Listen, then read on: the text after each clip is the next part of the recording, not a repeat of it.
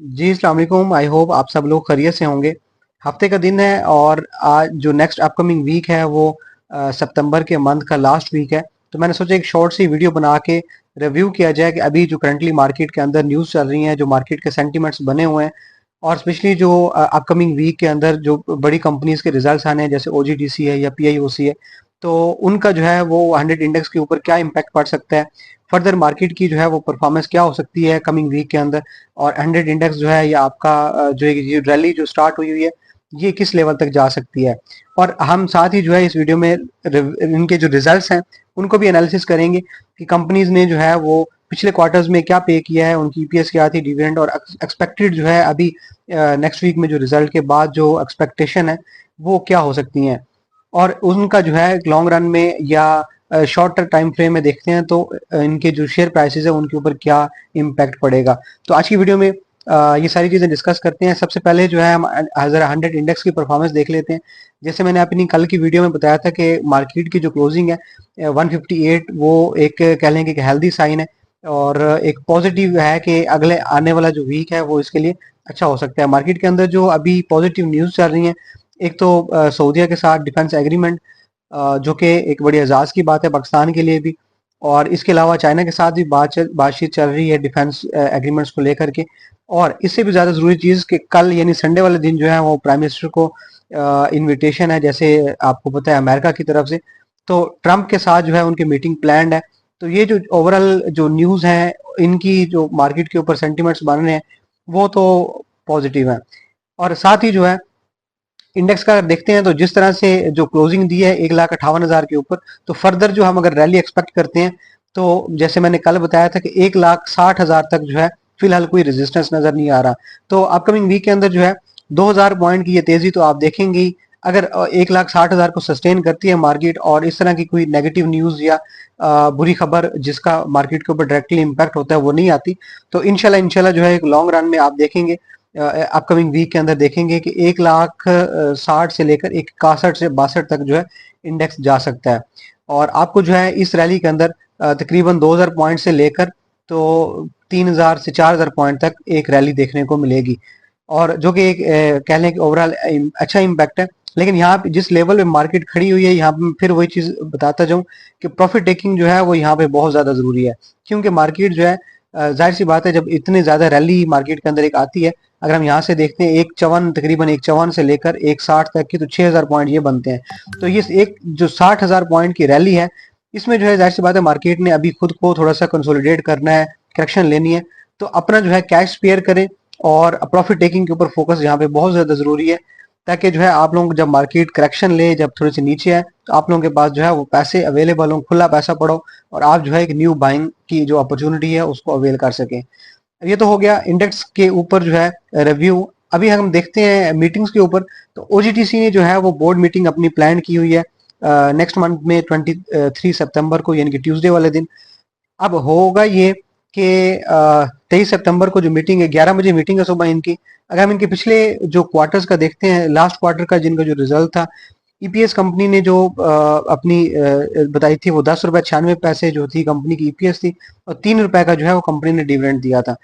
और अगर हम पिछले 9 मंथ का कंपेयर करते हैं, यानी कि लास्ट 3 जो क्वार्टर्स हैं उनकी परफॉर्मेंस देखते हैं, तो तकरीबन जो है 30 रुपए 13 रुपए की इसकी ईपीएस है, और कंपनी अभी तक जो है वो 10 रुपए 5 पैसे का डिविडेंड दे चुकी हुई है। अब हम एक्सपेक्ट क्या कर सकते हैं जो अपकमिंग जो है इसका नेक्स्ट वीक में जो इसका रिजल्ट है फोर्थ क्वार्टर का, उसमें एक्सपेक्टेशन ये है कि कंपनी जो है तकरीबन 8 रुपए के अराउंड जो है इसका ईपीएस बन सकती है अभी इस चौथे क्वार्टर की, और डिविडेंड जो है वो 3 से 5 रुपए के दरमियान एक्सपेक्टेड है कि कंपनी जो है अभी इस जो स्पेसिफिक क्वार्टर है चौथा, इसके लिए 3 से 5 रुपए का डिविडेंड देगी। तो अगर हम एनुअली देखते हैं तो कंपनी की जो ईपीएस बनेगी वो तकरीबन 38 से 40 की बनेगी, और डिविडेंड जो है वो 13 रुपए से लेकर 15 रुपए के दरमियान जो है वो बन सकता है। तो अगर हम इसको कंपेयर करते हैं लास्ट ईयर के कंपनी के परफॉर्मेंस के साथ, तो ईपीएस जो कंपनी की मैं बताता चाहूँ कि पिछले साल जो थी वो 55 रुपए 32 पैसे की ईपीएस थी, और तकरीबन जो है 9 रुपए का कंपनी ने डिविडेंड पे आउट किया था। तो ईपीएस जो है वो जाहिर सी बात है तकरीबन जो है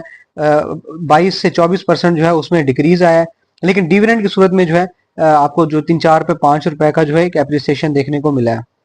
अभी जो अगर हम कंपेयर करते हैं इसकी ईपीएस को, तो जाहिर सी बात है लास्ट ईयर की निस्बत जो है थोड़ी सी डल है, तो जो ओवरऑल रिजल्ट है उसके ऊपर भी इसका डेफिनेटली इम्पैक्ट पड़ेगा। और अगर डिविडेंड की सूरत में देखते हैं, तो डिविडेंड की सूरत में जो है वो जो इन्वेस्टर्स हैं वो डिविडेंड के लिए स्पेसिफिक स्टॉक को रखा होता है, तो उनके लिए तो खैर कोई इशू नहीं है, लॉन्ग टर्म में तो वैसे भी कंपनी जो है वो बुरी नहीं है। लेकिन अगर हम वक्ती रिजल्ट देखते हैं या ट्रेडर्स के लिए देखते हैं, तो इसके अंदर जो है आपको थोड़ा सा डाउनफॉल पीपीएल की सूरत की, जैसे पीपीएल में हुआ है, तो उसमें जो है इसमें भी देखने को मिल सकता है। रीजन जो मेन थी, जैसे पीपीएल की वीडियो में मैंने बताया था कि एक तो लोअर हाइड्रोकार्बन रेट्स उनकी जो आउटपुट थी, और दूसरा जो है ऑयल प्राइसेस में कमी, तो ये दो मेन जो चीजें हैं उसका इम्पैक्ट पड़ा है दोनों कंपनीज के ऊपर, पीपीएल के ऊपर भी और ओजीडीसी के ऊपर भी। और पीपीएल का रिजल्ट भी आप लोगों ने देखा, मैंने रिव्यू किया था लास्ट वीडियो में, उसके जो परफॉर्मेंस थी वो भी जो है थोड़ी सी डल रही है। और ओजीडीसी से भी जो है हम सेम ये एक्सपेक्ट कर सकते हैं कि इस बार जो है ईपीएस की सूरत में जो तकरीबन जो है 20 से 24% का डिक्रीज देखने को मिलेगा। और जाहिर सी बात है जब ईपीएस कंपनी की कम होगी,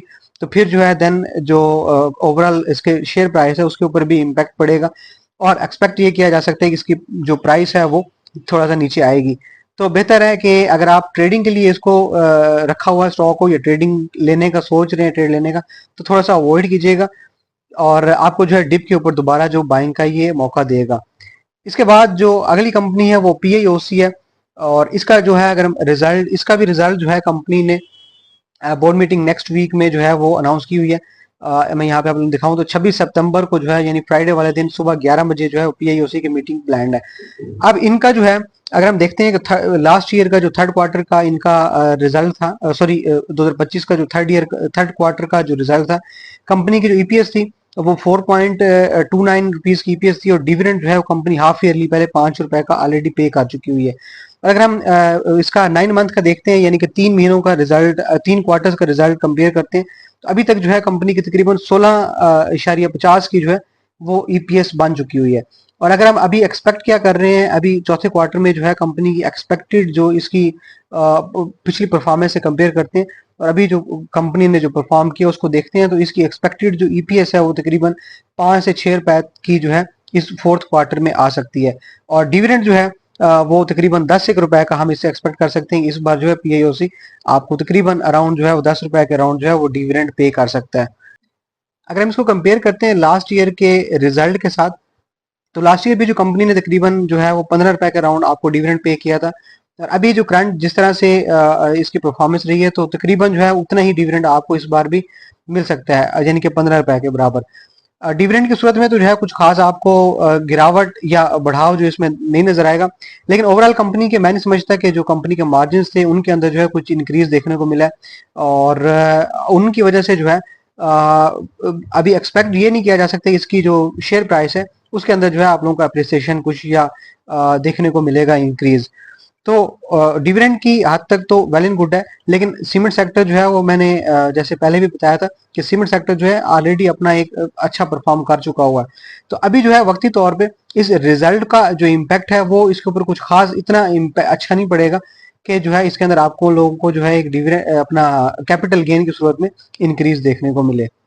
अच्छा जी, ये तो एक शॉर्ट सा रिव्यू हो गया 100 इंडेक्स की अपकमिंग वीक में परफॉर्मेंस के ऊपर के न्यूज का, और जो बोर्ड मीटिंग्स हैं उनका इम्पैक्ट जो है वो क्या हो सकता है। लेकिन साथ ही मैं आप लोगों को ये भी बताता जाऊं कि चूंकि अपकमिंग जो वीक है वो इस मंथ का, सितंबर के मंथ का लास्ट वीक है, तो ये आप लोगों ने जो है वो लाजमी माइंड में रखना है कि जो फ्यूचर स्टॉक्स में काम करते हैं तो उनकी में जो है वो सेटलमेंट्स होनी है। तो जब भी जो है मंथ के एंड पे सेटलमेंट्स होती हैं, तो मार्केट के अंदर जो थोड़ी सी करेक्शन देखने को मिलती है, तो वो उसका इम्पैक्ट भी जो है साथ ही साथ मार्केट में आपको देखने को मिलेगा। तो थोड़ा सा मोहतात रहना जरूरी है। प्रॉफिट टेकिंग, मैं फिर वही बात करूंगा कि प्रॉफिट टेकिंग के ऊपर जो है अपना फोकस रखें। जहां पे प्रॉफिट होता है, जहां पे आपको लगता है कि यहाँ पे प्रॉफिट टेकिंग बनती है, तो वहां पे जो है अपना कैश साथ साथ स्पेयर करते जाए। जाहिर सी बात है जब मार्केट जो है फ्यूचर स्टॉक्स की जो सेटलमेंट्स होगी उसके बाद भी आपको थोड़ा सा मौका देगी, करेक्शन देगी, और 1,60,000 का इंडेक्स उसके बाद भी जो है जाहिर सी बात है करेक्शन एक आनी है। तो वो जो करेक्शन या कंसोलिडेशन का अमल होगा वहां पे आप लोगों को दोबारा जो है बाइंग की एक अपॉर्चुनिटी मिल सकती है। Thank you so much for watching Sarmayakari. अल्लाह हाफिज।